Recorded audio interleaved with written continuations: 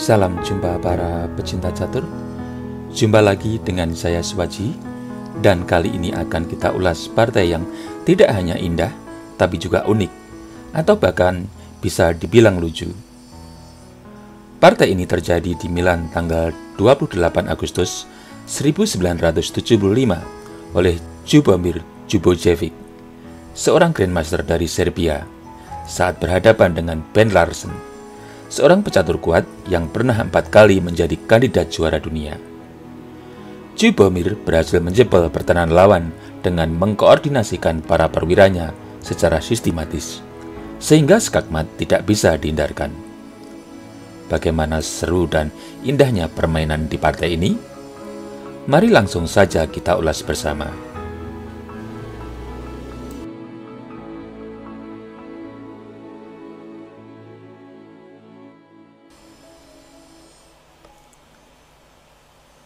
Ben Larsen mengawali permainan dengan pion D4, dan Ljubomir Ljubojevic menjawab dengan kuda F6, pion C4, pion E6, kuda C3, pion C5, pion D5, terbentuklah pembukaan Benoni. Dan setelah pion pukul pion D5, pion pukul pion D5, pion G6, kuda F3, hitam melakukan Fianchetto gajah ke G7. Sebuah ide umum yang terjadi pada pembukaan Benoni, di mana hitam mengandalkan pion mayoritas di sayap menteri, dengan dukungan Fianchetto gajah ke G7. Pion E4. Di sini, bagi hitam, langkah sederhana rokade sayap raja juga layak dipertimbangkan. Namun hitam lebih memilih memperkokoh formasi pion pusat, maka melangkah pion D6. Gajah E2, rokade, kuda D2, dengan maksud untuk memberi kesempatan pion F maju ke depan, untuk menambah penguasaan ruang di sayap raja. Dan kuda ini juga bisa reposisi ke petak C4 yang lebih aktif. Benteng E8, rokade, kuda B D7, pion A4, untuk mencegah langkah pion hitam maju ke B4, agar petak C4 cukup aman bila kuda putih ingin menempatinya. Pion A6, raja H1. Langkah prophylektik atau langkah waspada menghindar dari diagonal B6 G1 yang berpotensi panas saat pion putih lajur F melangkah ke depan. Benteng B8, pion F4, pion C4. Sebuah pengorbanan pion agar kuda memungkinkan ke C5. Pion E5, pion pukul pion E5, kuda pukul pion C4, pion B5, pion pukul pion B5, pion pukul pion B5. Dengan adanya ancaman pion B5, langkah sederhana kuda ke D6 untuk menggarpu benteng dan pion B5 tentu pilihan yang cukup bagus. Namun putih tidak menggunakan kesempatan ini dan memilih kuda pukul pion E5, pion B4, kuda B5, kuda pukul kuda E5, pion pukul kuda E5. Meskipun gajah putih petak gelap cukup aktif, namun hitam ambil langkah berani, pukul pion E5 dengan benteng, yang memancing aksi gajah putih ke F4 untuk melancarkan taktik sinar X-ray terhadap dua benteng hitam. Sebenarnya, bisa saja hitam melepaskan dari kombinasi X-ray putih dengan benteng pukul pion D5.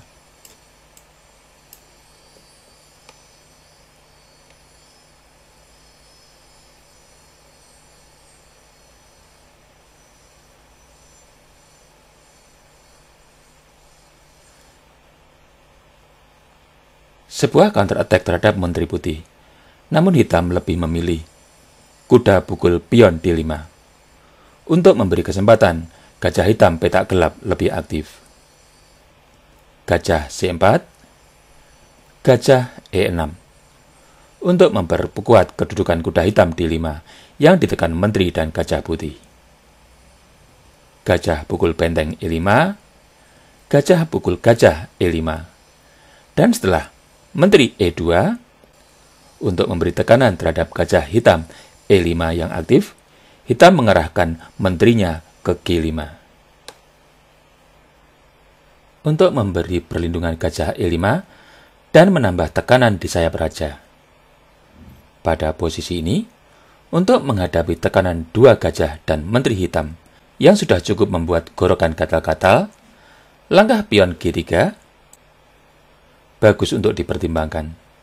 Namun di sini putih melangkah gajah pukul kuda D5, yang tentunya langkah lemah, karena memberi kesempatan gajah hitam pukul gajah D5.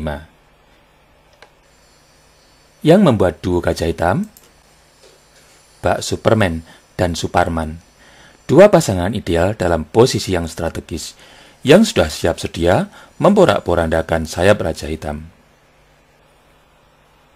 Kita lihat di sini, Menteri Putih kelebihan beban, karena harus menjaga petak lemah G2, yang berpotensi menjadi skakmat, dan harus memberi perlindungan kuda putih B5. Yang ditekan benteng hitam. Oleh karena itu, langkah benteng ke F2 tentu pilihan logis untuk membantu menteri melindungi pion penting G2. Namun di sini putih lebih kasihan terhadap kuda B5 dan melangkah benteng A5. Dengan maksud mengendap-endap mengincar dua gajah dan menteri hitam. Benteng C8. Langkah logis penempatan benteng di lajur terbuka agar bisa ikut dalam perburuan Raja Putih. Dan pada posisi ini, walaupun putih agak tertekan, langkah counter attack dengan kuda ke C3 tentu diperlukan di sini untuk menekan para perwira hitam yang sedang berjajar di baris 5 dan juga untuk menghalangi upaya benteng hitam menyelundup ke baris 1 ataupun 2. Namun putih melangkah kuda A7 dengan maksud membuat double attack terhadap benteng C8 dan para perwira hitam di baris 5. Namun, di sisi lain, benteng hitam masih bisa leluasa untuk meluncur ke baris 1 atau petak C1. Yang tentunya langkah kuda putih ini bisa dibilang langkah lemah atau blunder. Dan sekarang, giliran para pecinta catur untuk mencoba memanfaatkan langkah lemah kuda putih ini, sehingga hitam bisa melancarkan skakmat dalam 5 langkah.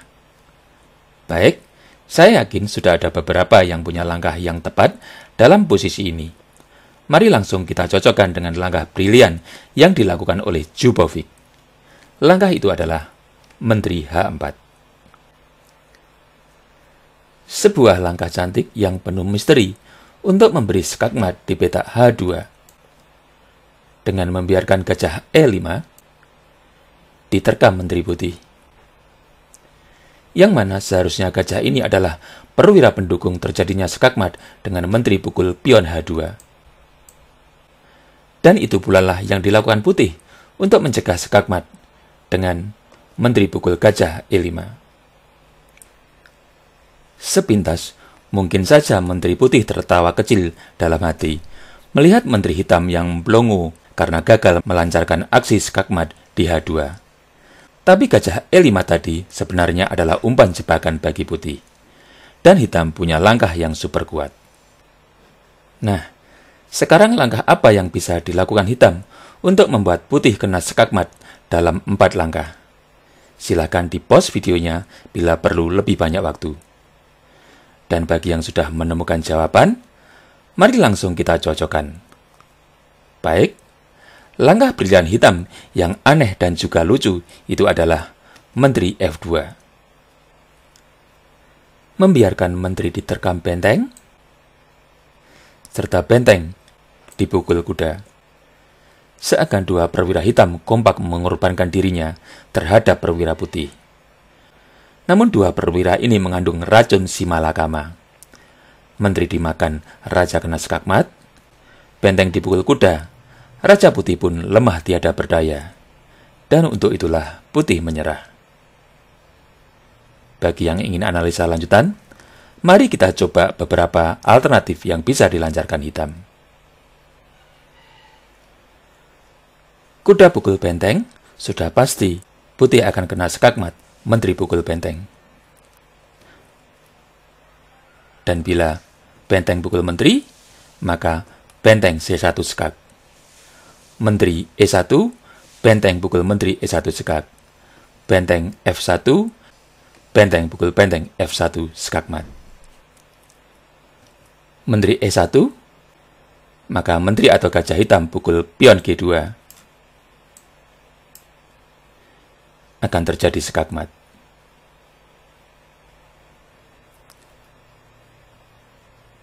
Dan bila benteng G1, maka hitam bisa melanjutkan dengan menteri pukul pion G2 skak.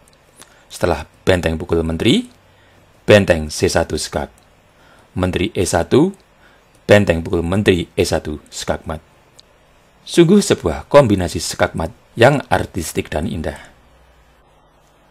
Demikianlah para pecinta catur, video ulasan partai Jubomir Jubojevic saat berhadapan dengan Ben Larsen pada turnamen di Milan tanggal 21 Agustus 1975 yang diwarnai dengan kombinasi skakmat yang sangat indah dan artistik. Seperti biasa, saya berharap video ini bisa bermanfaat bagi pecinta catur semuanya, dan kita akan berjumpa lagi dalam video ulasan catur selanjutnya. Sampai jumpa.